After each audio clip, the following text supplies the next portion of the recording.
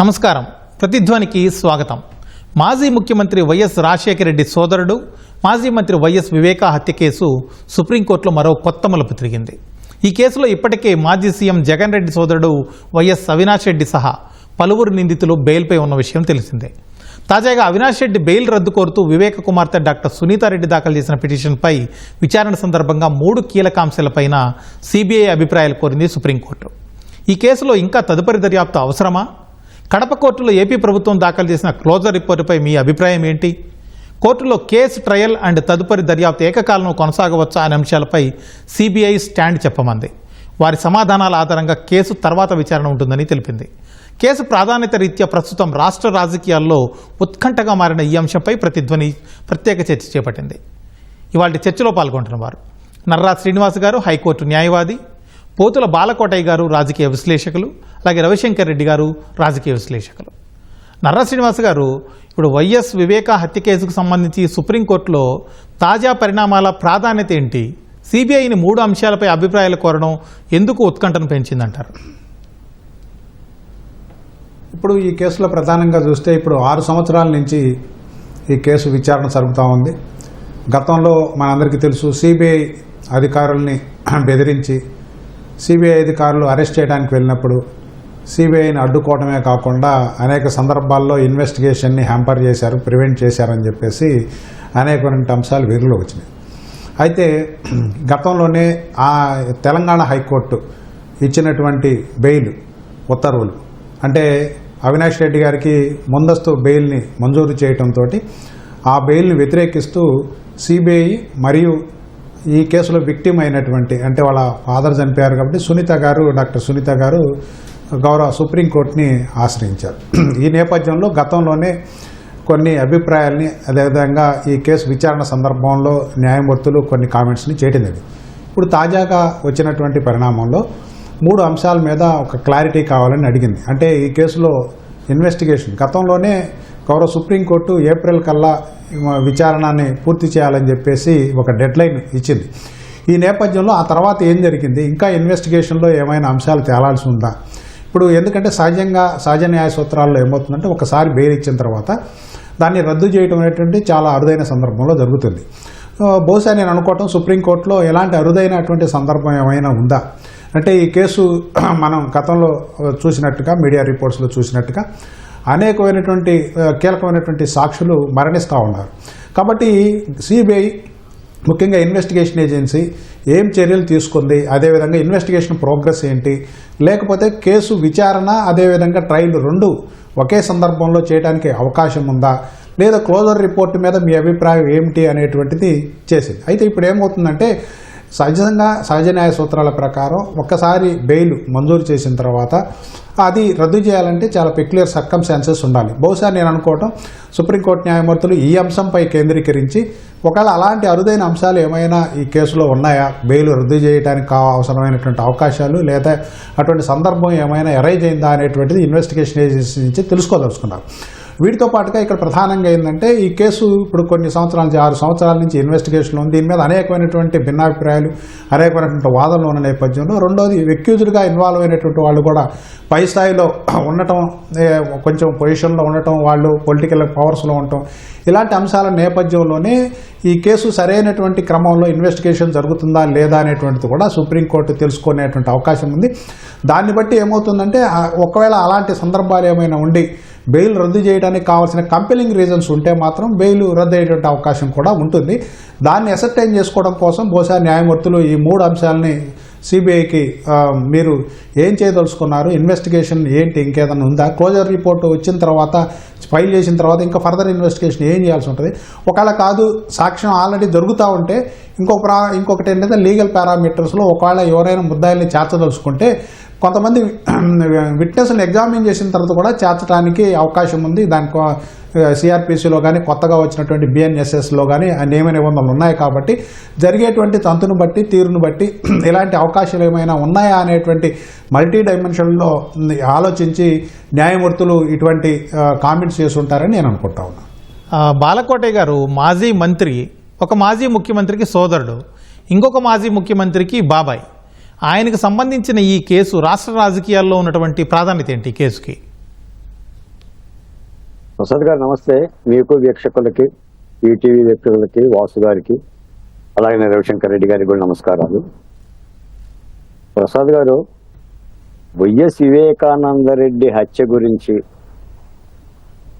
6 సంవత్సరాల 4 మాసాలు గడిచిన తర్వాత కూడా ఇప్పటికీ కూడా ప్రధానమైన టీవీ ఛానల్లో మీలాంటోళ్ళు నాలాంటోళ్ళు డిబేట్ చేయటమే ఒక దురదృష్టకరమైన విషయం. నిజానికి ఒక మాజీ మంత్రి, ఒక మాజీ ముఖ్యమంత్రి సోదరుడు, మరో మాజీ ముఖ్యమంత్రి బాబాయ్ ఆయన కుక్కను చంపినట్టుగా ఆయన కుక్కలాగా చంపేశారు. కుక్కను నరికినట్టు నరికారు. దస్తగిరి అప్రూవర్గా మారిండు. సిబిఐ చాలా కష్టసాధ్యంలో చాలా ఇన్వెస్టిగేషన్ చేసి గూగుల్ టేకులు చేసి ముద్దాయిల వరుస పరంపరగా పొందుపరిచింది. అయినా కూడా న్యాయం జరగటం అనేది ఇప్పటికీ కూడా ఇబ్బందికరమైన వాతావరణంగానే ఉంది. ఇవన్నిటి కూడా ఏంటంటే మనం ఎంత ప్రశ్నించకుండా ఎంత మాట్లాడినా విచారణ సంస్థలని, న్యాయ వ్యవస్థలను కూడా బోనులో ఎక్కిస్తుంది. నిజానికి ఒక మాజీ ముఖ్యమంత్రిని హత్య చేస్తే 30 రోజులు 60 రోజుల్లో నిందితుల్ని లాక్కురాగలగాలి చట్టాలు. పైపచ్చి అప్రూవర్లు ఉండాలి. చాలామంది సాక్ష్యాలు చెప్పారు.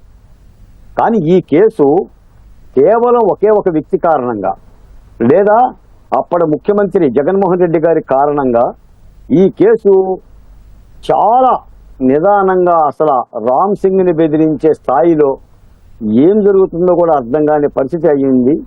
కేవలం సునీతారెడ్డి గారు కాళ్ళు అడిగేలాగా ఎక్కన గలపలేదు, దిగన బొమ్మం లేదు. పంటి బిగువతో ఒంటి చేత్తో ఒక న్యాయస్థానాల మీద యుద్ధం చేస్తున్న రీత్యానే ఈ మేరకైనా ఈ కేసు ఇలా వచ్చింది.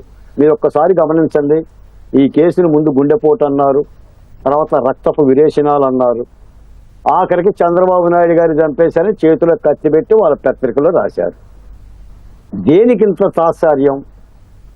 ఇటువంటి పెద్దల కేసుని ఇప్పుడు పెద్ద వాళ్ళు ఉండాలన్నట్టే కదా, వాళ్ళు ఎంపీలు అవ్వబట్టి లేదా డబ్బున్నోళ్ళు అవ్వబట్టి ఈ విచారణ పర్వాలు అలా సాగుతున్నాయా? మరి సాధారణమైన వ్యక్తికి, న్యాయ వ్యవస్థకి ఏం సంకేతాలు ఇస్తారు? కాబట్టి ఎప్పటికైనా సుప్రీంకోర్టు మళ్ళీ ఈ అంశాన్ని తెర మీదకి తెచ్చి సిబిఐని గట్టిగా చెప్పింది, ఈ కేసుకి ఇంకా ఏమైనా దర్యాప్తు చేస్తారా, మీరు ఇంకా ట్రయల్ రన్ ఉందా, ఏం విచారణ చేస్తారో స్పష్టత ఇవ్వండి, ఆ బెయిల్ రద్దు నిర్ణయం తీసుకోవడానికి ముందని చెప్పడం కూడా హర్షించదగ్గ విషయం.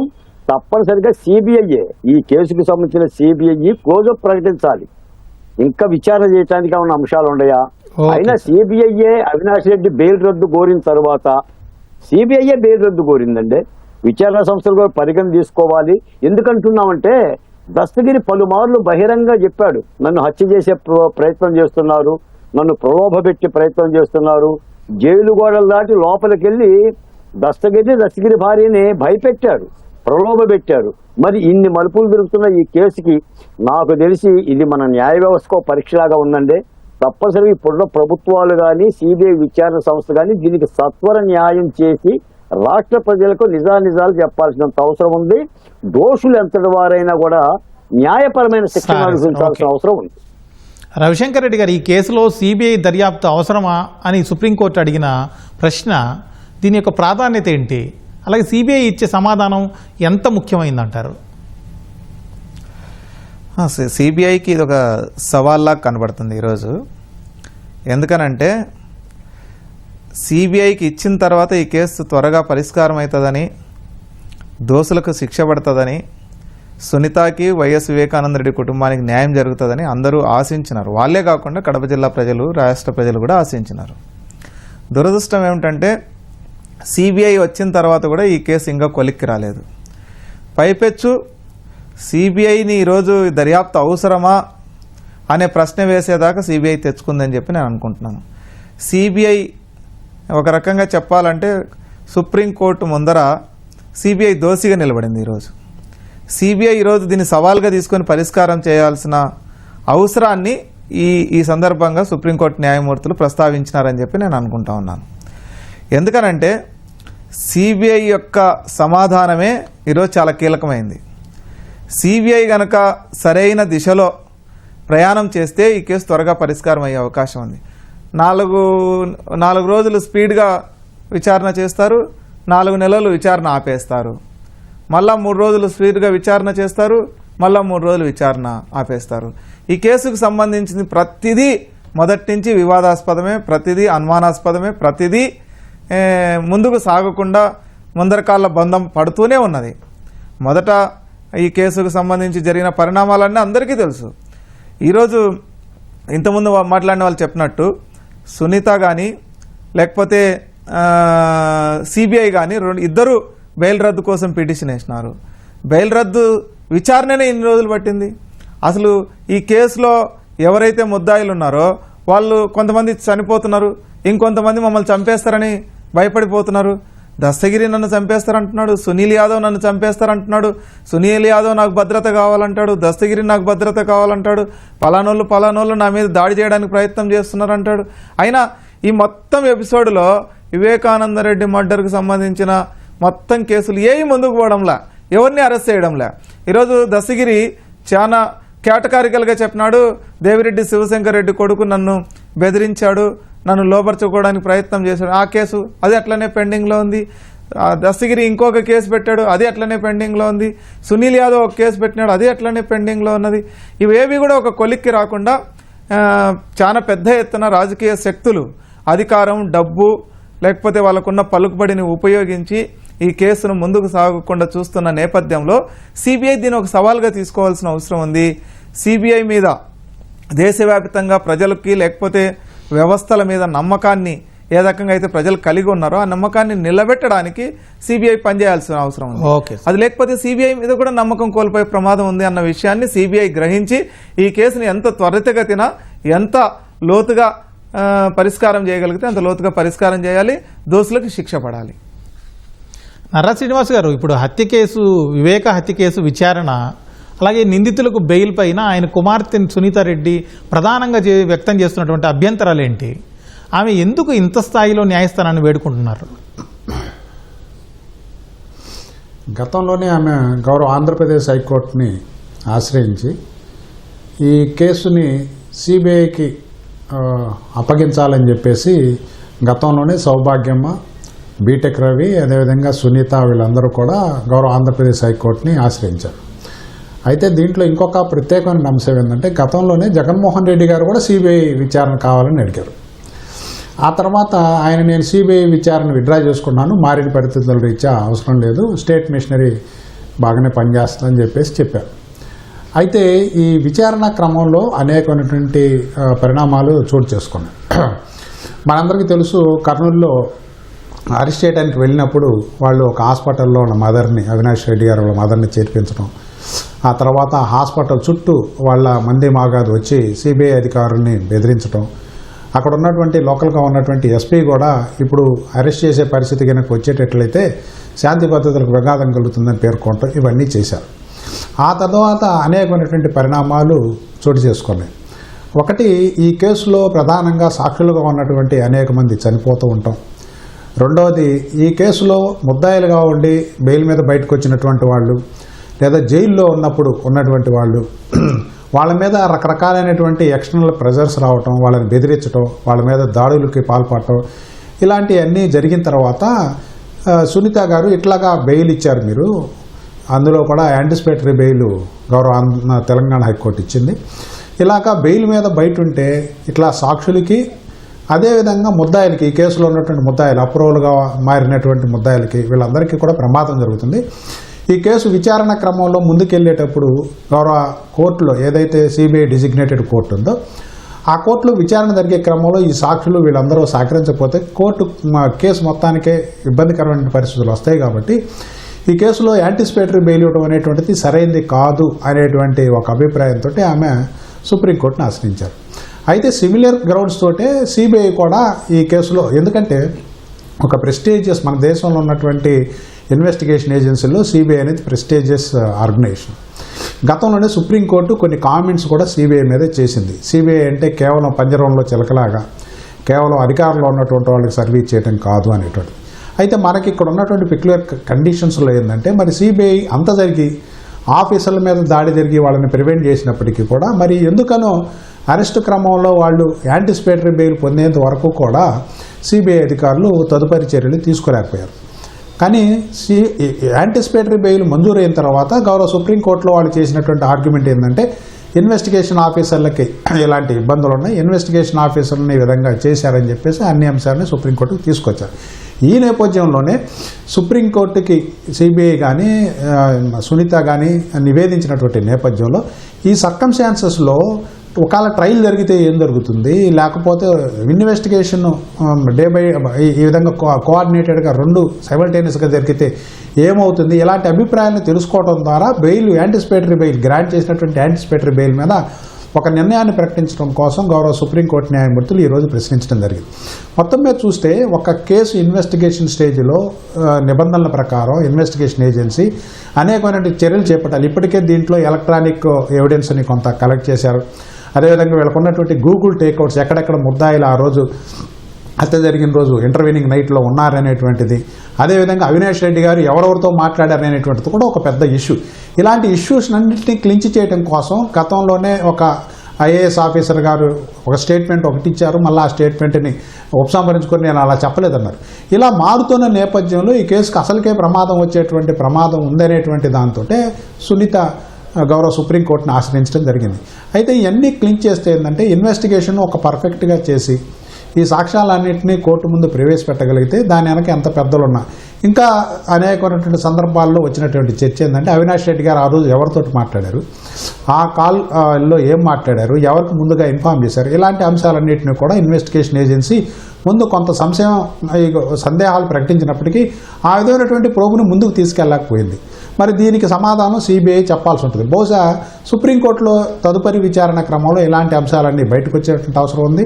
అలాగనే సునీత వాళ్ళ తరపున లాయర్లు కూడా ప్రముఖంగా వాదిస్తున్నది ఏంటంటే బెయిల్ పొందడం ద్వారా సాక్షులు ఈ విధంగా ఇబ్బంది పడతా ఉన్నారు, కేసు ముందుకు వెళ్ళటం లేదు, కేసు విచారణ క్రమంలో ముందుకు వెళ్ళాలేనంటే బెయిల్ రద్దయితే తప్ప ఇంకో పరిష్కారం లేదనేటువంటిది ఆమె అభిప్రాయంగా కనబడతా ఉంది. కాబట్టి వీటన్నిటిని పరిశీలించినప్పుడు సుప్రీంకోర్టు ఒక నిర్ణయానికి రావడానికి చాలా యాప్ట్ క్వశ్చన్స్ అని సిబిఐ ముందు పెట్టింది. సిబిఐ అధికారులు గతంలో ఏం జరిగిందో వాళ్ళ యొక్క అనుభవాన్ని దృష్టిలో పెట్టుకొని కోర్టుకు నివేదించే నేపథ్యంలో కోర్టు తదుపరి చర్యలు తీసుకోవడానికి అవకాశం ఉంది. బాలకోట గారు, ఇప్పుడు వివేక హత్య కేసు సంబంధించి జగన్ ముఖ్యమంత్రిగా ఉన్నప్పుడు ఏమన్నారంటే 2 కళ్ళ సిద్ధాంతం ఒకటి చెప్పారు. ఒక కన్ను మరో కన్ను పొడుచుకుంటుందా అంటూ చాలా అమాయకంగా ప్రశ్నించారు ఆయన. కరెక్ట్గా ఆ టైంలోనే సిబిఐ అవినాష్ రెడ్డిని నిందితుడిగా చేర్చింది. ఇప్పుడు సుప్రీంకోర్టులో పరిణామాలు చూస్తుంటే వైసీపీ మీద ఎలాంటి ప్రభావం పడవచ్చు అంటారు ఈ పరిణామాల వల్ల? అల్లార్పకుండా అబద్ధం చెప్పడంలో జగన్మోహన్ రెడ్డి గారి సిద్ధహస్తుడు. మీరన్నట్టుగా ఒక కంటిని ఒక కన్ను పొడుచుకుంటుందని సాక్షాత్ అసెంబ్లీలోనే చెప్పారు. ఒక కంటిని ఒక కన్నే పొడిచిందన్న సంగతి ఈ రోజున వివేకానంద రెడ్డి హత్య కేసులో జరుగుతున్న దర్యాప్తు కోణం. మీకు ఒక మాట అడుగుతానండి ఈ సందర్భంగా ప్రసాద్ గారు, అసలు వైఎస్ అవినాష్ రెడ్డి గారిని ఎప్పుడన్నా అరెస్ట్ చేశారండి? అరెస్ట్ చేయకుండా బెయిల్ మీద ఉండటం ఏంటి? ఒకసారి కర్నూలు వెళ్ళి సిబిఐ అధికారులు అరెస్ట్ చేసే ప్రయత్నం చేస్తే ఆ జిల్లా ఎస్పీ నేను అరెస్ట్ చేయనని చేతులు ఎత్తేస్తే సిబిఐ అధికారులు వెనక్కి తిరిగి వచ్చారు. వైసీపీ నాయకులందరూ కూడా ఒక దండయాత్రలాగా సిబిఐ అధికారులను బంధించి రాద్ధాంతం చేసే ప్రయత్నం చేశారు. మరి ఆయన ఎప్పుడు అరెస్ట్ చేశారు, ఎప్పుడు జైలుకు పంపించారు, ఎప్పుడు బెయిల్ వచ్చింది? కేవలం కాగితాల మీద చేపించారు. జైలుకి వెళ్లకుండా బెయిల్ తెచ్చుకున్న కేసు ఇది. ఎక్కడన్నా చరిత్రలో విన్నారండి? ఎవరికైనా బెయిల్ రావాలంటే ఏం జరగాలండి? పోలీసులు అరెస్ట్ చేయాలి, జైలుకు పోవాలి, బెయిల్కి దరఖాస్తు చేయాలి. చంద్రబాబు నాయుడు గారు ఆ పని చేశారు కదా. రెండో మాట ఏంటంటేనండి, వైఎస్ వివేకానంద రెడ్డి హత్య కేసే కాదు, ఈ రోజున మద్యం కేసులో కూడా మాజీ ముఖ్యమంత్రి జగన్మోహన్ రెడ్డి గారు చెప్తున్నవన్నీ అబద్ధాలేనండి. ఒక్క సత్యం కూడా చెప్పిన దాఖలాలు. ఇప్పుడు కసిరెడ్డి ఎవడో చెప్పడు, ప్రత్యూష ఎవడో చెప్పడు, బాలకోటయ్య గారు అంటే అసలు అన్ని కేసులు అంటే ఆ రోజు అంటే నేను అనేది ఏంటంటే ప్రసాద్ గారు, వైఎస్ వివేకానంద రెడ్డి హత్య కేసు ఇంత జటిలంగా మారటానికి సిబిఐ చేత కూడా పొర్లు దండాలు పెట్టించి చట్టాన్ని చేతుల్లో ఆడుకున్న ఒక మాజీ ముఖ్యమంత్రి వైనం కారణంగానే ఇప్పటికీ ఈ కేసుకి న్యాయం జరగకోకుండా ఇంకా కూడా రోడ్డు మీద నిలబడి ఉంది. కాబట్టి సునీతారెడ్డి గారు కనుక ఈ మాత్రం పోరాటం చేయకపోతే అసలు వైఎస్ వివేకానంద రెడ్డి హత్య గుండెపోటుగానే మారిపోయేది కదండి. ఆ వాస్తవాలు తేలేయా? ఈ మేరకైనా న్యాయం జరగకపోయినా కేసులో సత్యాసత్యాలు తెలుస్తున్నాయి కదా రాష్ట్ర ప్రజలకి. ఇప్పుడు ఒక విధంగా చెప్పాలంటే వైఎస్ వివేకానంద రెడ్డి హత్య కేసు కూడా గత ప్రభుత్వం అధికారంలో రావడానికి ఉపయోగపడింది. అంటే మరి వీటి పట్ల చట్టాలు కానీ న్యాయ వ్యవస్థ కానీ సత్వర న్యాయ విచారణ చెయ్యలేకపోతే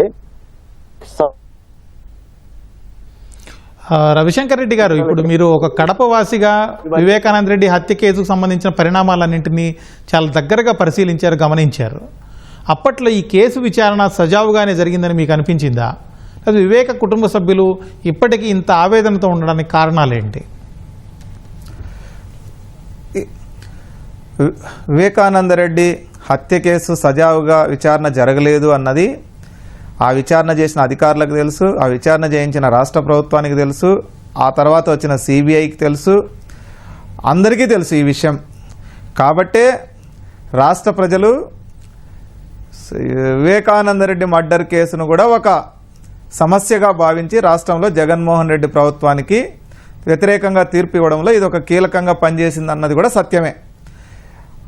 వివేకానంద రెడ్డి హత్య కేసు గనక సక్రమంగా విచారించబడి ఉండి ఆ విచారణని రాష్ట్ర ప్రభుత్వం సరిగా గైడ్ చేసి ఉండింటే రాష్ట్ర ప్రభుత్వానికి అంత డ్యామేజ్ అయి ఉండేది కాదు. కాబట్టి జగన్మోహన్ రెడ్డి ఇప్పటికీ నన్ను ఎందుకు ఓడించినారో తెలియదు అన్న అమాయకపు ప్రశ్నలు వేయడం మానేసి నిజంగా ఎందుకు ఓడించినారో తెలుసుకోదలుచుకుంటే ఇట్లాంటి కారణాలు బోలెడన్ని కనబడతాయి. వివేకానంద రెడ్డి హత్య కేసు దాంట్లో న్యాయం జరగకపోవడం అన్నది కూడా రాష్ట్ర ప్రజల్ని తీవ్రంగా బాధించినటువంటి విషయం. ముఖ్యంగా కడప జిల్లా ప్రజల్ని అత్యంత ఎక్కువ బాధించింది. కడప జిల్లా చరిత్రలోని ఎన్నడూ లేనంతగా వైసీపీ ఓడిపోయిన దానికి కూడా ఇదే కారణం. ఇంకా చెప్పాలంటే వైఎస్ వివేకానంద రెడ్డి కడప జిల్లా ప్రజల జీవితాల్లో మమేకమైనటువంటి ఒక రాజకీయ నాయకుడు. మిగతా వాళ్ళ మాదిరి కాదు వివేకానంద రెడ్డి జీవితం, మిగతా వాళ్ళ రాజకీయ నాయకులు లాంటి వాడు కాదు వివేకానంద రెడ్డి. అతను ఒక popular politician in Kadapa district. కాబట్టి అది అందరికీ తెలిసినటువంటి విషయం. రెండోది, ఎందుకు వేదన చెందుతున్నారు అని అంటే తన సొంత సునీతమ్మ కానీ సౌభాగ్యమ్మ కానీ ఎందుకు వేదన చెందుతున్నారంటే సొంత తమ్ముణ్ణి, రాజశేఖర రెడ్డి ఒక ముఖ్యమంత్రి తమ్ముణ్ణి, ఒక ముఖ్యమంత్రి బాబాయిని, లేకపోతే ఒక మాజీ మంత్రిని, ఒక మాజీ ఎంపీని తన అన్న ముఖ్యమంత్రిగా ఉండి న్యాయం చేయలేదు అన్న వేదన, అన్న బాధ చాలా ఘోరంగా ఉన్నది వాళ్ళకి. ఇది పైపెచ్చు వాళ్ళు ఈ వివేకానంద రెడ్డి హత్య కేసును పరిష్కారం చేయడానికి ప్రతిగా పరిష్కారం చేయకపోగా వాళ్ళు ఏం చేసినారంటే వివేకానంద రెడ్డి క్యారెక్టర్ని చాలా చెడ్డగా చూపించడం, సునీత మీద దాడి చేయడం, రాజశేఖర్ మీద దాడి చేయడం, లేకపోతే వైఎస్ వివేకానంద రెడ్డి కుటుంబాన్ని పలుచన చేయడానికి సాక్షి నిండా వార్తలు రాయించడం, ఇవన్నీ కూడా వాళ్ళని చాలా వేదనకు గురి చేసినాయి. కాబట్టి సహజంగానే సునీత కానీ లేకపోతే సౌభాగ్యమ్మ కానీ తీవ్రమైన వేదనతో ఉన్నారు. వాళ్ళ వేదన న్యాయమైనది, ఆ వేదనకు పరిష్కారం లభించాల్సిన అవసరం ఉంది. ఆ పరిష్కారం ముద్దాయిలకు శిక్ష పడ్డమే అన్నది కడప జిల్లా ప్రజల యొక్క అభిప్రాయం. నర్రా శ్రీనివాస్ గారు, ఇప్పుడు కడప కోర్టులో ఆంధ్రప్రదేశ్ రాష్ట్ర ప్రభుత్వం దాఖలు చేసిన కేస్ క్లోజర్ రిపోర్టు పైన కూడా సిబిఐ అభిప్రాయాన్ని కోరింది సుప్రీంకోర్టు. ఈ అంశం యొక్క ప్రాధాన్యత ఏంటి? అంటే గతంలో ఈ ముద్దాయిలు బెయిల్కి అప్లై చేసినటువంటి నేపథ్యంలో సుప్రీంకోర్టులో కొన్ని వాదనలు జరిగినాయి. ఈ సుప్రీంకోర్టులో జరిగినటువంటి వాదనలో ఇట్లా ఇయర్స్ టుగెదర్ ఎన్ని సంవత్సరాలు ఇన్వెస్టిగేషన్ చేస్తూ ఉంటారు, మీకు ఎంత డెడ్ లైన్ కావాలని చెప్పి సుప్రీంకోర్టు గతంలో ప్రశ్నించింది. ఆ ప్రశ్నించిన నేపథ్యంలో ఏప్రిల్ మంత్ ఎండింగ్ కల్లా మేము ఇన్వెస్టిగేషన్ కంప్లీట్ చేస్తాము ఈ కేసులో క్లోజర్ రిపోర్ట్. కాబట్టి సుప్రీంకోర్టు ప్రశ్నించినటువంటి నేపథ్యంలో ఉత్పన్నమైనటువంటి ఆ సమస్య, దాన్ని ఇన్వెస్టిగేషన్ ఏజెన్సీ ఈ విధంగా మేము పూర్తి స్థాయిలో విచారణ చేశాము, ఇంకా కొన్ని ఆస్పెక్ట్స్ మిగిలి ఉన్నా ప్రాథమికంగా చూస్తే అనేకమైనటువంటి కోణాల్లో నుంచి దర్యాప్తు పూర్తి చేయడం జరిగిందనేటువంటి ఒక క్లోజర్ రిపోర్ట్ని కడప కోర్టుకు సమర్పించింది. అయితే ఇక్కడ మనం గమనించాల్సింది ఏంటంటే, ఒకవేళ కొన్ని సందర్భాల్లో ఛార్జ్షీట్ ఫైల్ అయిన తర్వాత కొత్త అంశాలు కనుక ఏమైనా వెలుగులోకి వస్తే మరలా ఇన్వెస్టిగేషన్ ఏజెన్సీ ప్రొసీజర్ కోర్టులో ఉన్నటువంటి నిబంధనలకు అనుగుణంగా కోర్టు పర్మిషన్ అడిగి ఉత్తరోత్తర ఫర్దర్ ఇన్వెస్టిగేషన్ చేయడానికి పర్మిషన్ తీసుకోవచ్చు. ఆ విధంగా కోర్టులు పర్మిషన్ ఇచ్చినటువంటి సందర్భాలు కూడా ఉంటాయి. ఎందుకంటే కొన్ని సందర్భాల్లో టైం బౌండ్లో ఇన్వెస్టిగేషన్ చేయాలి. అంటే ముద్దాయి అరెస్ట్ అయ్యి జైల్లో ఉండి జ్యుడిషియల్ రిమాండ్లో ఉన్న నేపథ్యంలో 90 రోజుల్లో కనుక ఇన్వెస్టిగేషన్ కంప్లీట్ చేయకపోతే ఆ ముద్దాయికి స్టాట్యూటరీ బెయిల్ వచ్చేటువంటి అవకాశం ఉంది. అంటే ఇక మెరిట్స్ తోటి పని లేకుండా 90 రోజుల్లో ఇన్వెస్టిగేషన్ కంప్లీట్ కాకపోతే అతనికి ఆటోమేటిక్గా బెయిల్ వచ్చేటువంటి నిబంధనలు మన ప్రొసీజర్ కోడ్లో ఉన్నాయి, క్రిమినల్ ప్రొసీజర్ కోడ్ నిబంధనలు. కాబట్టి ఈ కొన్ని సందర్భాల్లో ఇలాగా ముద్దాయిలు అంటే ప్రాథమికంగా ఏంటంటే కేసు ఇన్వెస్టిగేషన్ స్టేజ్లో ముద్దాయిలుగా ఉన్నంత మాత్రాన అతని మీద నేరం నిరూపణ అయినట్టు కాదు. కాబట్టి కోర్టులు ఇలాంటి డ్యూ డెలిజెన్స్ని పాటించడం ద్వారా ముద్దాయిల యొక్క రైట్స్ని యాజ్ వెల్ యాజ్ విక్టిమ్ యొక్క రైట్స్ని ప్రొటెక్ట్ చేయడానికి బ్యాలెన్సింగ్ ట్రెండ్ని కోర్టులు అడాప్ట్ చేసుకుంటాయి. ఈ నేపథ్యంలో సుప్రీంకోర్టు ఆ విధంగా మీకు ఎంత టైం కావాలన్నప్పుడు గతంలో సిబిఐ అధికారులు మేము టైం బౌండ్లో ఇన్వెస్టిగేషన్ కంప్లీట్ చేస్తామన్న నేపథ్యంలో ఆ నేపథ్యంలోనే క్లోజర్ రిపోర్ట్ సబ్మిట్ చేశారు. అయితే సబ్సిక్వెంట్గా అనేకమైనటువంటి డెవలప్మెంట్స్ జరిగి జైల్లోకి వెళ్ళిన తర్వాత కూడా ముద్దాయిల్ని బెదిరించడం లేకపోతే సాక్షులు చనిపోవటం ఇలాంటి పరిణామాల నేపథ్యం. ఎందుకంటే ఈ కేసు మొట్టమొదటి దగ్గర నుంచి కూడా చాలా అనుమానాస్పదంగా ఉంది. మొదట గుండెపోటు అన్నారు, తర్వాత గాయాలైతే పడిన తర్వాత గాయాలైనవి అన్నారు, ఆ తర్వాత గొడ్డల పోట్లు ఉన్నాయన్నారు. పోస్ట్ మార్టం నివేదిక బయటకు వచ్చిన తర్వాత 7 గొడ్డల పోట్లు ఉన్నాయనే దాంతో ఖచ్చితంగా ఇది హత్య అనేటువంటిది ఒక ప్రాథమిక నిర్ధారణ ఇన్వెస్టిగేషన్ ఏజెన్సీకి రావడం జరిగింది. ఆ తర్వాత ఎవరు చేశారనేటువంటి దాంట్లో అనేకమైనటువంటి ఇప్పుడు మిగతా వక్తలు చెప్పినట్టుగా ఈ శత్రువులు ఉన్నారు ఆయనకి, లేకపోతే ఆయనకి ఏదో సంబంధాలు ఉన్నాయి, ఆ సంబంధాల రీత్యా రకరకాల కారణాలు ఉన్నాయి, దానికి వాళ్ళు కావచ్చు వీళ్ళు కావచ్చు అని. అంటే అదే వ్యక్తులు ముందు ఇమ్మీడియట్గా కాజ్ ఆఫ్ డెత్ ఏంది అనేటువంటి దాంట్లో ఇది మర్డర్ కాదు ఇది గుండెపోటు అని చెప్పి ఆ తర్వాత ఎవరో కారణం అప్పుడు అధికార పక్షంలో ఉన్నటువంటి కారణం లేదంటే ఆయనకున్న శత్రువుల కారణం ఉన్నాయి. ఇలాగే డిఫరెంట్ వర్షన్స్ వచ్చిన తర్వాత పోలీస్ అధికారులు కూడా ఏంటంటే ఈ డిఫరెంట్ వర్షన్స్ అని క్లింక్ చేసుకొని పూర్తి స్థాయిలో ఇన్వెస్టిగేషన్ కంప్లీట్ చేయాల్సినటువంటి బాధ్యత ఉంది. కాబట్టి సబ్సిక్వెంట్గా ఏవైనా డెవలప్మెంట్స్ వచ్చి ఈ డెవలప్మెంట్స్ నేపథ్యంలో తదుపరి విచారణ చేయాలంటే ఖచ్చితంగా కోర్టు పర్మిషన్ తీసుకోవాలి. అందుకని సుప్రీంకోర్టు ఆ నేపథ్యంలోనే మరి క్లోజర్ రిపోర్ట్ అయిన తర్వాత ఇన్వెస్టిగేషన్ మొత్తం కంప్లీట్ అయితే మరి ఇంకా మీరు ఏ ఇన్వెస్టిగేషన్ చేయాలనేటువంటి నేపథ్యం కూడా దానికి క్లారిటీ ఇవ్వమని చెప్పేసి కూడా అడిగింది. అలాగనే సైమల్టేనియస్గా విచారణ ఒకవైపు, అదేవిధంగా కోర్టులో విచారణ, పోలీసు విచారణ, కోర్టులో విచారణ, ట్రయల్ అంటారు దాన్ని. ఈ రెండు ఒకేసారి చేసేటువంటి అవకాశం నేపథ్యం ఉందా అనేటువంటిది కూడా ప్రశ్నించడం జరిగింది. ఇది దాని నేపథ్యం. బాలకోటయ్య గారు, ఇప్పుడు 2019కి ముందు జగన్మోహన్ రెడ్డి సిబిఐ విచారణ అడిగారు వివేక హత్య కేసులో. ఆయన అధికారంలో రాగానే అదే సిబిఐ విచారణ వద్దని చెప్పారు. చివరికి సునీతారెడ్డి హైకోర్టులో పోరాడి సిబిఐ విచారణ తెచ్చుకున్నారు. ఈ పరిణామాలన్నీ ఈ జగన్మోహన్ రెడ్డి కావచ్చు, అలాగే వైసీపీ తీరుపైన సాధారణ ప్రజల్లో ఎలాంటి అనుమానాలు కలిగిస్తున్నాయంటారు? జగన్మోహన్ రెడ్డి గారు వద్దు అంటే వద్దు, కావాలంటే కావాలి. That is YS Jaganmohan Reddy. రెండవ ప్రపంచ యుద్ధంలో హిట్లర్ కూడా గ్లోబ్తో ఆటాడుకుంటాడు, కాలతో తంతు. అలాగనే జగన్మోహన్ రెడ్డి గారు అధికారంలో ఉన్న 5 సంవత్సరాలు వాళ్ళ బాబాయ్ యొక్క కేసులో సిబిఐ వద్దు అంటే వద్దు, కావాలంటే కావాలి. 3 రాజధానులు అంటే 3 రాజధానులు, 6 రాజధానులు అంటే 6 రాజధానులు. అంటే నిజానికి ఏంటంటే అసలు జగన్మోహన్ రెడ్డి గారు ఈ కేసులు తేల్చాలి. తన సొంత బాబాయి, తన తండ్రి సోదరుడు, ఒక మాజీ మంత్రి ఏ మాత్రపు కనీసం చిత్తశుద్ధి ఉన్నా లేదా హత్య కేసులో వాళ్ళ అనుయాయుల పాత్ర గనక లేకుండా ఉంటే తప్పనిసరిగా ఈ కేసులు తేల్చి 2 నెలల్లోనో 3 నెలల్లోనో ప్రభుత్వ సహకారంతో దర్యాప్తు సంస్థకి స్వేచ్ఛనిచ్చి చేయగలగాలి. అదంతా చేయలేదు కదా. ఆఖరికి సునీతారెడ్డి గారు జగన్మోహన్ రెడ్డి గారి దగ్గరికి వెళ్ళి అన్నయ్య అని నోరారా తెరిచి అడిగినా కూడా ఏమవుతుంది, నా మీద 12వ కేసు అవుతుందనే పద్ధతిలో అతను వదిలేశాడు. అవన్నీ కూడా తేటతెల్లం అయిపోయింది. కాకపోతే ఏంటంటే బాధాకరమైన విషయం, ఒక విఐపీనండి, సాదాసీదా వ్యక్తి కాదు వైఎస్ వివేకానంద రెడ్డి. నిజంగా ఆయన ఆత్మ క్షోభిస్తుంది.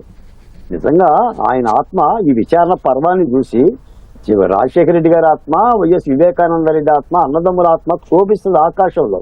అంటే భారతీయ వ్యవస్థలో ఒక టోటల్ హత్యకి గొడ్డలతో నరికినంత దారుణమైన మర్డర్ కేసును కూడా సిబిఐ, న్యాయ వ్యవస్థ, ప్రభుత్వాలు, మీరు మేము తేల్చలేక 6 ఏళ్ళు ఏదో కూడా చర్చిస్తున్నామంటే నిజానికి మరి ఒక విధంగా వ్యవస్థలో ఉన్నందుకు మరి సిగ్గుపడాల్సిన అంశమే. ఒక మాట అయితే ఈ సందర్భంగా చెప్తాను సార్, భారతీయ వ్యవస్థలో న్యాయ వ్యవస్థ చాలా అత్యున్నతమైన వ్యవస్థ. రాజకీయ వ్యవస్థ తప్పు చేసినా, కార్యనిర్వాహక వ్యవస్థ తప్పు చేసినా దాన్ని సెటరేట్ చేసి నిట్టారుగా నిలబెట్టగలగాల్సిన ధర్మం అత్యున్నత న్యాయస్థానాల మీద ఉంది. ఆ న్యాయస్థానాల పరిధిలోనే దీనికి పూర్తి న్యాయం జరగాలి. మనం ఎంత మాట్లాడుకున్నా ఇప్పుడు వివేకానంద రెడ్డి హత్య గురించి సత్వర న్యాయం తప్ప వేరే మార్గం లేదు. కూటమి ప్రభుత్వం కూడా దీనికి సంబంధించిన అవకాశాలు ఏమైనా ఉంటే కేంద్ర ప్రభుత్వము రాష్ట్ర ప్రభుత్వము తప్పనిసరిగా సిబిఐ దర్యాప్తుకి తగిన ఆదేశాలు ఇచ్చి ఈ దర్యాప్తుని వేగవంతం చేసి సునీతారెడ్డికి కానీ అసలు న్యాయ వ్యవస్థకి అంటే ఒక ప్రజాప్రతినిధి హత్య చేసిన నేరగాన్ని అరెస్ట్ చేసి చట్టంగా నిలబెట్టాల్సిన అవసరం ఉంది. రవిశంకర్ రెడ్డి గారు, ఇప్పుడు ఈ కేసులో కొందరు కీలక సాక్షులు కూడా ఇప్పటికీ అనుమానాస్పదంగా చనిపోయారు. ఇలాంటి పరిస్థితుల్లో అలాంటి మర్డర్ల మీద వాళ్ళ మృతి మీద కూడా విచారణ చేపిస్తామని చెప్పి రాష్ట్ర పోలీసు శాఖ చెప్పింది. ఈ కేసు ప్రాధాన్యత తీవ్రత దృష్ట్యా అలాంటి విషయాల్లో ఏం జరిగితే మేలంటారు? తప్పకుండా వివేకానందరెడ్డి హత్య కేసే ఒక మిస్టరీ. ఆ మిస్టరీకి కొనసాగింపుగానే ఆయన హత్య కేసులో సాక్షులుగా ఉన్నవాళ్ళు లేకపోతే ఆ హత్య కేసులో అనుమానితులుగా ఉన్నవాళ్ళు చనిపోవడం అన్నది చాలా అనుమానాలకు చాలా రకాల అభిప్రాయాలకు తావిచ్చింది. గతంలో ఉన్నటువంటి వైసీపీ ప్రభుత్వం వాటిని తేలికగా కొట్టేసిన నేపథ్యంలో అవి రాష్ట్ర వ్యాపిత చర్చనీయాంశాలైనాయి, కడప జిల్లా వ్యాపితంగా చర్చనీయాంశాలయ్యాయి. అవి ప్రజలందరూ గమనించి తగిన తీర్పు ఇచ్చినారు. ఆనాడు ప్రతిపక్షంలో ఉన్నటువంటి తెలుగుదేశం, ఈరోజు అధికారంలో ఉన్న తెలుగుదేశం పార్టీ వీటన్నింటిపైన సమగ్రమైన విచారణ చేయిస్తామని, దీంట్లో ఎవరైనా తప్పులు చేసి ఉంటే, ఎవరైనా నేరానికి పాల్పడి ఉంటే తప్పకుండా శిక్షిస్తామని చెప్పింది. అంతేకాకుండా వివేకానందరెడ్డి హత్య కేసును కూడా చాలా త్వరితగతిన పరిష్కారం చేయడానికి కావాల్సిన ప్రయత్నాలన్నింటినీ సహకారాన్ని రాష్ట్ర ప్రభుత్వం ఇస్తాది అన్నటువంటి మాట కూడా హామీ కూడా ఇవ్వడం ఎన్నికల్లో జరిగింది. ఈ రెండింటినీ పరిశీలించినప్పుడు గత సంవత్సర కాలంగా తెలుగుదేశం కూటమి ప్రభుత్వం అధికారంలోకి వచ్చిన తర్వాత కూడా ఈ హామీకి అనుగుణంగా కార్యక్రమం జరగడం లేదు, ఈ హామీకి అనుగుణంగా విచారణలు జరగడం లేదు అన్నది ప్రజల్లో ఉన్నటువంటి అభిప్రాయం. ప్రజలు ఆశిస్తున్నది ఏమిటి? ప్రజలు ఆశిస్తున్నది ఏమిటంటే సత్వరం వివేకానందరెడ్డి హత్య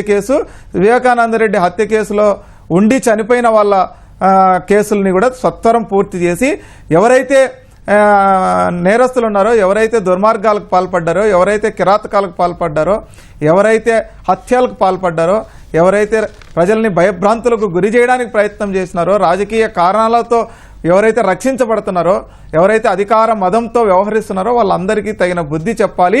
ఈ ప్రభుత్వం అట్లా చేస్తుందన్న ఆకాంక్షతోటి ఆశతోటి ప్రజలు ఉన్నారు. దాన్ని నెరవేర్చాల్సిన బాధ్యత కూటమి ప్రభుత్వం పైన ఉన్నది అని నేను స్పష్టంగా చెప్పదలుచుకున్నాను.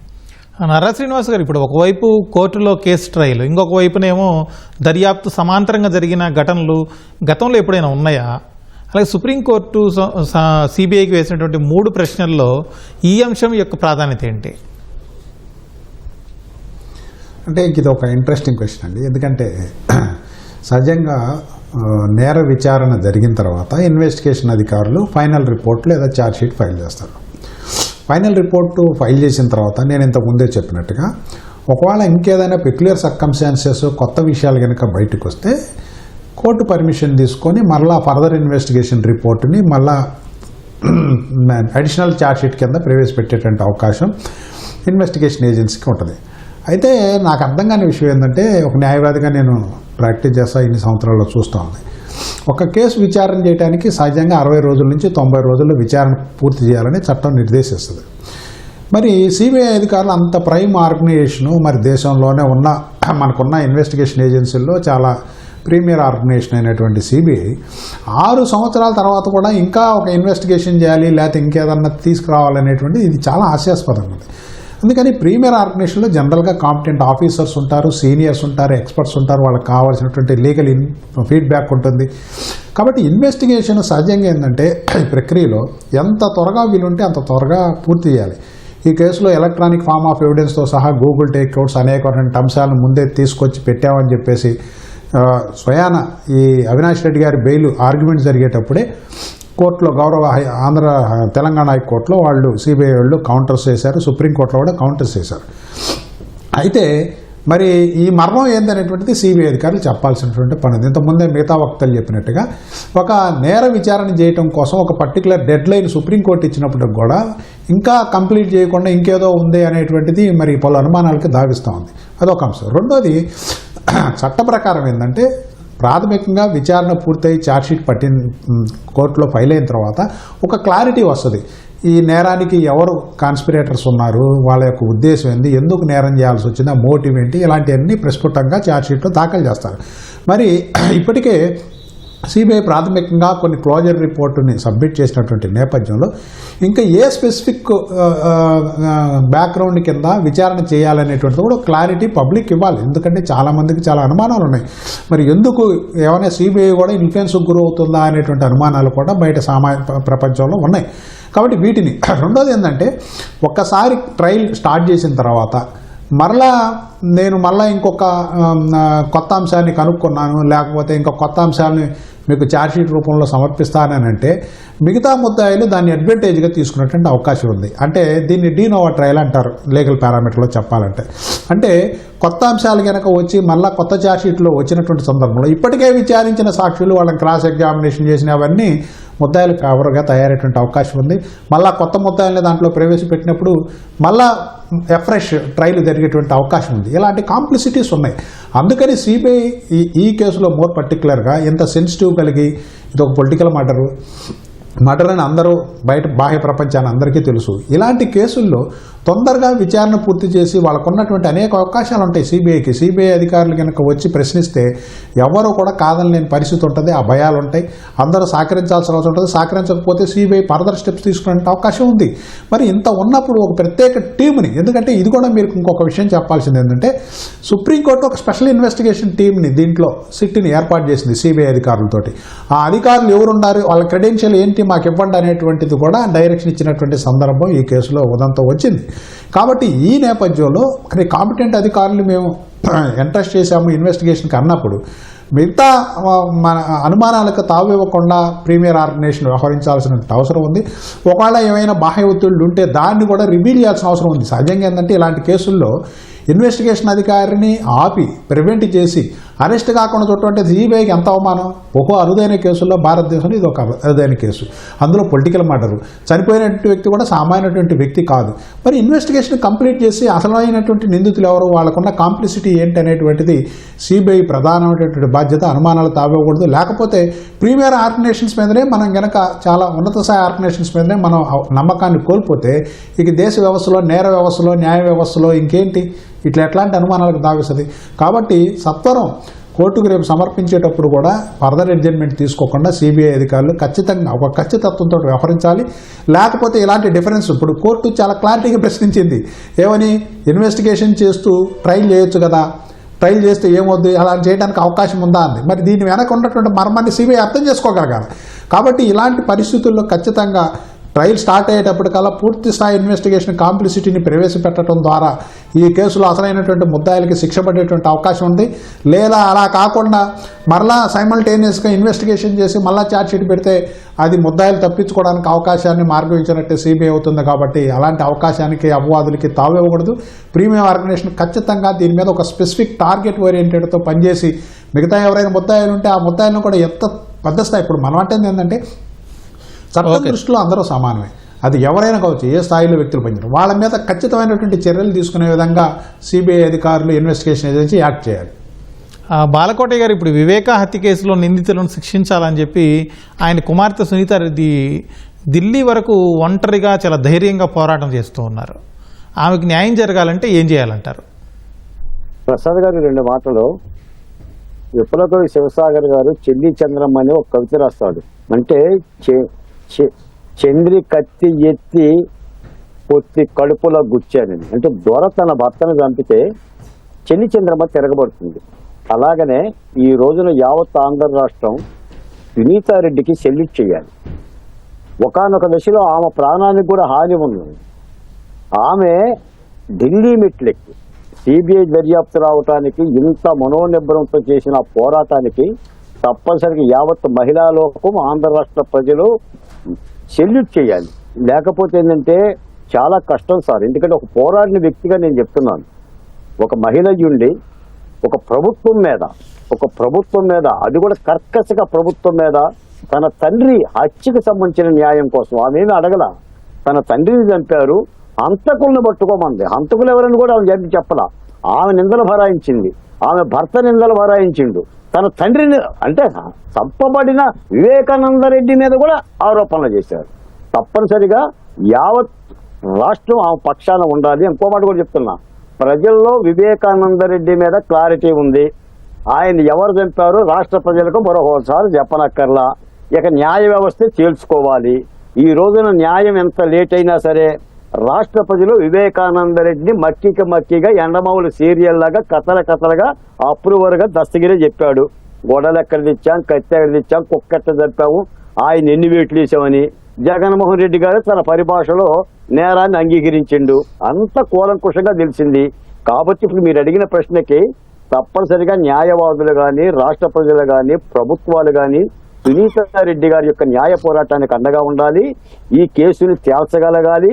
ఈ కేసును తేల్చలేకపోతే కేంద్ర రాష్ట్ర ప్రభుత్వాలు భూమిలో నిలబడాలి. రవిశంకర్ రెడ్డి గారు, ఇప్పుడు వివేక కేసుకు సంబంధించి కడప జిల్లా ప్రజలు ఏం కోరుకుంటున్నారు? ఆలస్యంగానైనా బాధిత కుటుంబానికి న్యాయం చేయడానికి ఏం జరిగితే బాగుంటుంది?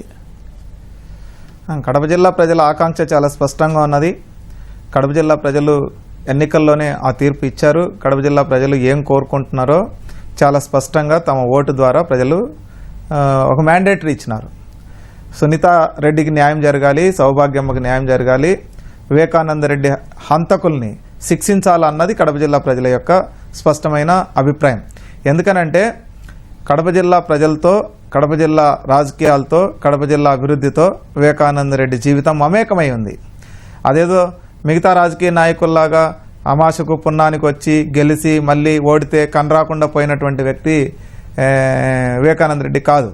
ఓ 40 సంవత్సరాల పాటు కడప జిల్లా రాజకీయాల్లో తనదైన ముద్ర వేసినవాడు, తనదైన పాత్ర పోషించినవాడు, నాయకులకు, ప్రజలకు అందరికీ అందుబాటులో ఉన్నవాడు. ముఖ్యంగా నాలాంటి వాళ్ళు చెప్పాలంటే కమ్యూనిస్టు ఉద్యమాలకు కూడా, లెఫ్ట్ ఆర్గనైజేషన్స్తో కూడా కలిసి పనిచేసినటువంటి ఒక మంచి వ్యక్తి. సహజంగానే కడప జిల్లా ప్రజలు ఒక మంచి వ్యక్తిని హత్య చేసినటువంటి కిరాతకులకు శిక్ష పడాలని చెప్పి కోరుకుంటున్నారో ఆ శిక్ష వేయడంలో ఎవరైతే దుర్మార్గులు ఉన్నారో వాళ్ళకి శిక్ష వేయకపోతే మాత్రం ఖచ్చితంగా కడప జిల్లా ప్రజలు తిరుగుబడతారు, పోరాడతారు. ఆ శిక్ష పడేటంత వరకు కూడా ప్రజలు వివేకానంద రెడ్డి కుటుంబానికి, వివేకానంద రెడ్డికి అండగా నిలబడతారన్నది ఎన్నికల ద్వారా స్పష్టమైంది. రానున్న కాలంలో కూడా అదే జరుగుతుందని చెప్పి నేను చెప్పదలుచుకున్నాను. నేను ముఖ్యంగా చెప్పదలుచుకుంది ఏంటంటే వివేకానంద రెడ్డి హత్య ఆంధ్ర రాష్ట్ర రాజకీయాల్లో ముఖ్యమంత్రి చంద్రబాబు చెప్పినట్టు ఒక కేస్ స్టడీగా పనిచేస్తున్న నేపథ్యంలో దాన్ని రాష్ట్ర ప్రభుత్వం కూడా, ఇంకా చెప్పాలంటే కొందరికి ఉన్న అనుమానం ఏమిటంటే కేంద్రంలోని బీజేపీ ప్రభుత్వమే ఈ కేసును ముందుకు సాగకుండా అడ్డుకుంటుందన్న అభిప్రాయం కూడా ఉన్నది. కాబట్టి కూటమి ప్రభుత్వంలో బీజేపీ కూడా భాగస్వామిగా ఉంది. కాబట్టి జగన్మోహన్ రెడ్డి యొక్క అనుచరులు చేసినటువంటి దుర్మార్గాన్ని బీజేపీ ప్రభుత్వం అడ్డుకట్ట వేస్తున్నది, ముందుకు పోకుండా అన్న అభిప్రాయం కలుగుతున్న నేపథ్యంలో దీన్ని నివారించడానికైనా కూటమి ప్రభుత్వం ఈ కేసును త్వరితగా పరిష్కారం చేసి న్యాయం చేయడం ద్వారా మేము చాలా న్యాయబద్ధంగా వ్యవహరించినాం, ఇచ్చిన మాటకు కట్టుబడి ఉన్నాం. సునీత కుటుంబానికి లేకపోతే వివేకానంద కుటుంబానికి న్యాయం చేసింది కూటమి ప్రభుత్వం అని రుజువు చేసుకోవాల్సిన బాధ్యత కూడా ఈ ప్రభుత్వం మీద ఉందని చెప్పి నేను భావిస్తున్నాను. నర్రా శ్రీనివాస్ గారు, ఇప్పుడు అసలు ఈ కేసులో సునీతారెడ్డి పూనుకొని ఆమె పిటిషన్లు వేస్తేనో ఆమె కోర్టుకు వెళ్తేనే తప్ప అసలు విచారణ జరిగినట్టు కానీ కదులుతున్నట్టు కానీ ఏం కనిపించడం లేదు. ఎందుకు ఇలా జరుగుతుంది? కొంచెం బ్రీఫ్గా చెప్పండి సార్. అదే ఇప్పుడు రవిశంకర్ రెడ్డి గారు చెప్పారు కదా, ఇది అందరికీ పబ్లిక్లో విదితమే. ఎందుకంటే మరి కేంద్రంలో ఉన్నటువంటి ప్రభుత్వం సాక్షాత్తు సిబిఐ అధికారుల మీద దాడి చేసి సిబిఐ అధికారులను మంది మాధ్యమాలతో అడ్డుకుంటే ఏమి చేయలేకపోవటం అంటే మరి వ్యవస్థలు ఎటుపోతున్నాయి. మరి దానికి కేంద్రం ఏం సమాధానం చెప్పాలి? ఒకటి. రెండో అంశం ఏంటంటే ఇలాంటి ప్రామినెంట్ కేసుల్లో, పొలిటికల్ సెన్సిటివ్గా ఉన్నటువంటి కేసుల్లో సత్వరమైనటువంటి సరైనటువంటి విచారణ జరగకపోతే ఇక సామాన్యుడికి న్యాయం ఎలా జరుగుతుంది? కాబట్టి ఈ రెండు అంశాలను దృష్టిలో పెట్టుకుని ఇప్పుడున్నటువంటి ప్రభుత్వం, రాష్ట్ర ప్రభుత్వం కూడా కేంద్ర దర్యాప్తు సంస్థలకు పూర్తిగా సహకరించి తొందరగా దీనికి ఒక ముగింపు, ఎందుకంటే తొందరగా సాక్ష్యాలను ప్రవేశపెట్టి తొందరగా ఈ కేసు విచారణ జరిగితేనే ఎవరికైనా కనీసం ఈ కేసులో ఇన్వాల్వ్ అయినటువంటి వాళ్ళకి శిక్ష పడేటువంటి అవకాశం ఉంది. ఎప్పుడో లేట్ జరిగేసి కాలయాపన చేసుకునేటట్లయితే ఈ కేసు వీక్ అయిపోయే పరిస్థితి ఉన్నది. ఇప్పుడే బాలకోటయ్య గారు చెప్పినట్టు ఖచ్చితంగా ఆ విధమైనటువంటి మోటోతోటి ఇన్వెస్టిగేషన్ ఏజెన్సీ కానీ రాష్ట్ర కేంద్ర ప్రభుత్వాలు కానీ పనిచేయాలి. మరి వాళ్ళకు ఉన్నటువంటి కంపల్షన్స్ రీత్యా ఏదైనా మరి దీంట్లో రాజీ పడితే మరి న్యాయం ఎక్కడ దొరుకుతుంది? అందులో ఆమె శతదా పోరాడుతుంది. ఎన్ని పిటిషన్లు వేసింది, ఎన్ని కోర్టులను ఆశ్రయించింది, ఎన్ని సందర్భాల్లో ఆమె లాయర్లు పెట్టుకొని ఢిల్లీ వెళ్ళి హైకోర్టుకి వచ్చి, తెలంగాణ హైకోర్టుకి వెళ్ళి, ఆంధ్ర హైకోర్టుకి వెళ్ళి చాలా ప్రయత్నం చేసింది. ఆ మహాతల్లికి నిజంగా మనం వందనాలు చెప్పాలి. కంక్లూడ్ చేద్దాం. ఎందుకంటే మరి ఆమెకున్నటువంటి కోపం అది, తన ఎవరో తన ఓకే, కంక్లూడ్ చేద్దాం తండ్రిని సార్. చంపారో ఒక కంక్లూజన్ ఇచ్చి వాళ్ళకి శిక్ష పడాల్సిన అవసరం ఉంది. ఇది వాళ్ళ ప్రతిధ్వని. నమస్కారం.